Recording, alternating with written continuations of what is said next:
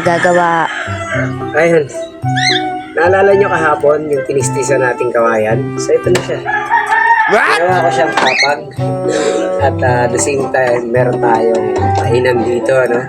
So parang nasa ano lang tayo, nasa beach. Habang nagluluto ako ng ulam, ayun. Ulam at kanin. So dito na rin lahat, no? Talagang hinahanda na natin lahat dito. Dito yung aking mga gamit. Yan, ito gagawin kong kawayan din to. So kukuha pa tayo ng kawayan. Marami pa tayong tistisi na gagawin. Ito po yung kapal. Yan ang kapal ng kawayan. So ito dahil hindi diretso, ito gagawin natin hanggang dito lang siya. Kasi ito dito, meron pa tayong isa rito para makaupo tayo ng paganon. Yan, paganon yung kain natin. Tapos, pwedeng dito nakaupo naman sila na. Tapos, may upuan din doon. So, ito, pwedeng higaan pa guys. So, presko yung ating gagawing taniman dito. So, ito naman, hindi naman natin pwedeng matulugan kasi nga, trapal lang to. So, ang tulog namin talaga sa bahay. No? Ito rito, pahingahan habang naglilinis ng mga damo. At the same time, nagbabantay ng mga tanim at ng mga pumapasok, no? Siyempre.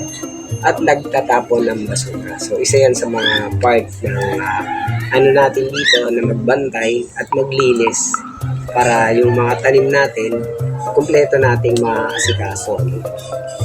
Pag walang shooting, walang trabaho, dito ako sa paglilinis at pag-asikaso ng aking mga taniman. Pagluluto, dito ko na rin ginagawa. Tapos maglalagay tayo ng drum dyan para yung taniman ko may matigigan na ayaw na. At mamaya, lunes ko na, hihimayin yung kawayan doon para gawin naman dito sa aking supa. Kasi itong supa, alisin ko na yung kanyang kawayan na rin natin yan. Papalitan mo pa?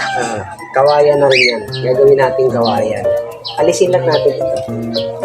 Yung tela, papalitan ko siya kawayan para malamig. Parang nasa tayo, nasa So, yun, siyempre, pakuan muna natin itong iba kasi medyo galaw pa siya, no? So, hindi natin pwedeng pabayaan na hindi siya mapakit kasi para hindi siya matanggal.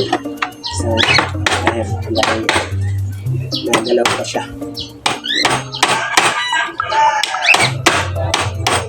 Ayan po isa. So, yan. So, magkakaroon tayo ng matibay at meron tayong kakainan. Simpleng lang siya. Simple lang siya, pero so, yun guys. Siyempre, kukuha pa tayo ng kawayan doon, no? So, ngayon, ito munang nandito, yung titis-tisin ko para dito, magamit natin.